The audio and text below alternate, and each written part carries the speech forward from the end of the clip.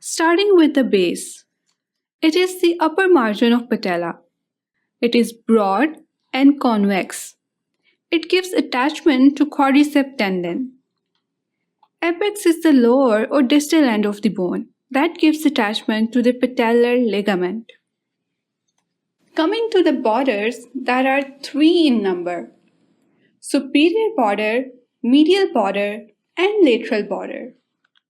Base makes the superior border, which is actually quite rough, thick, and inclined downward and forward. As we mentioned earlier, it gives attachment to quadriceps femoris. Medial and lateral borders are comparatively thin. They also provide attachment to quadriceps femoris. Remember, medial from the M, moving towards the body, and lateral from the L, leaving the body. Talking about the surfaces, there are anterior and posterior surface. Anterior surface is the one facing outwards, making the curve of the knee.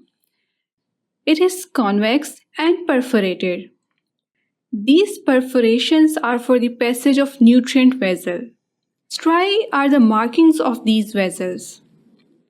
The surface is completely covered with quadriceps femoris. Bursa is present between the integument and the patella on the anterior surface.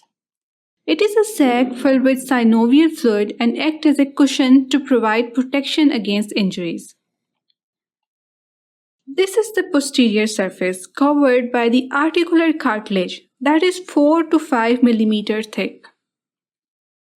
2 grooves are present on the posterior surface known as articular facets. Patellar ridge divides them into lateral and medial articular facet. These are basically 2 large shallow depressions that give articulation to condyles of femur to form patellofemoral joint. Lateral articular facet is large and articulate with the lateral condyle. Medial articular facet is comparatively small and articulate with the medial condyle of femur. There is a third odd facet present on the posterior surface.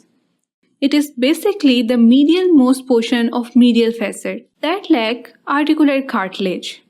It articulates with the lateral border of medial femoral condyle. Muscle attachments of patella are very important.